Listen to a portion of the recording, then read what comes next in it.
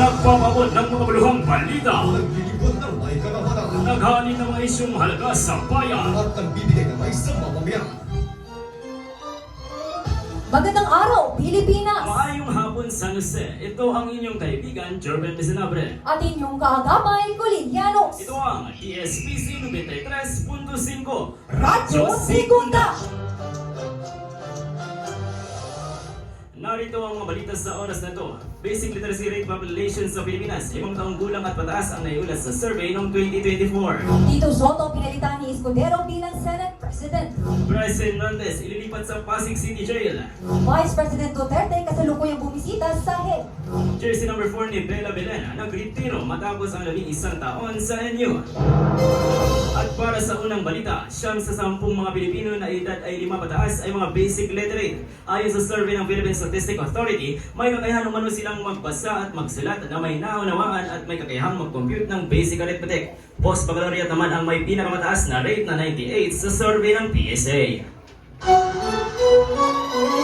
Samantala, Cheese Escudero pinalitan sa pwesto ni Tito Soto bilang Senate President sa Senado. Giit ni Escudero, Nais ko pong magpasalamat sa mga kapwa ko miyembro ng Senado na nagbigay po ng tiwala sa akin sa 19th at saka 20th Congress. Nais ko din po magpasalamat sa mga opisyal at kawani ng Senado. Karangalan ko po na pagsilbihan kayo at manilbihan kasama kayo.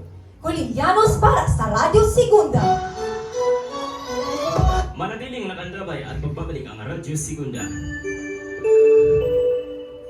Mare, nadinig mo ba yung balita na nagaganap ngayon sa Pilipinas? Balita tungkol saan, Mare? Tungkol sa pagnakaw ng pera na gagamitin sa flood control project at ang nakaw nun ay mga nasa itaas. Ganun ba? Grabe naman.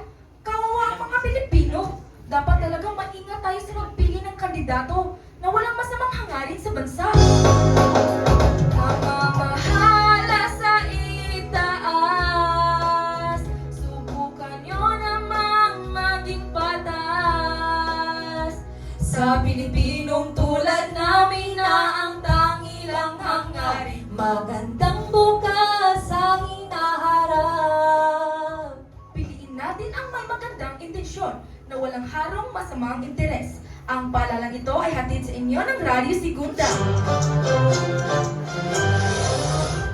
Mainit na pinagdedebatehan kung saan nararapat ilagay na detention center si Bryce Hernandez. Ang magbabalita sa Radyo Segunda, Casey Salero.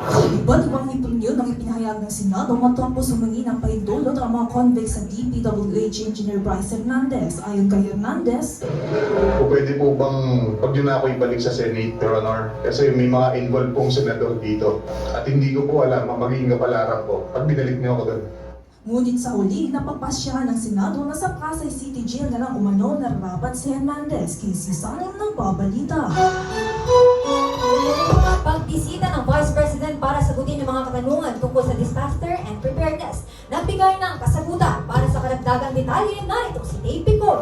Nakapanayam sa ANC News si Vice President Duterte kung saan tinatanong kung ano ang mga dapat gawin para maging epektibo ang disaster response sa OBP at kung makakahingi pa umano ang Vice Presidente ng mas mataas na budget para sa disaster and preparedness. Ayon sa kanya, kung ano ang binigay last year, talaga na lamang inflation procurement at business services. Yun na lamang ay dadagdag at hindi na uno sila hihingi ng gaya ng dati. Dave Nicole nagbabalita. Bella Belen, niretiro ang kanyang jersey sa kanyang alma mater. Narito si Mari Mansing para sa karagdagang detalye. Belen, ang kauna-unahang manlalarong niretiro ang kanyang iconic jersey number sa kanyang alma mater habang ginaganap sa kanilang fair rally sa Mall of Asia Music Hall. 3 beses sa kasaysayan nila ng bilang MVP, kasunod ng back-to-back na pagkapanalo sa Season 96 at MT7. Kasalukuyang pinaghahandaan ni Belen ang laro para sa Alas, Pilipinas. Marnie Mansing nagbabalita. At iyan naman po ang 5 minutong pagbabalita. Muli ako ang inyong kaibigan, Jorben Mesinabre. Ang inyong kaagapay, Colinianos. Ilawig natin ang kahapon Ngayon at bukas, DSCC 93.5 Radyo Segunda. In a new modern generation where people live in the face of technology, nakakibat pa rin ang problema ng gender divide dahil sa wakay pangkata sa kalagayan ng internet. People live in a city can access the internet faster and communicate with their loved ones, while people in a restricted area lacks a digital footprint. Dapat nabigyan aksyon ang digital divide sa patuloy na pagdaloy ng pambangong komunikasyon. Magandang araw at mabuhay!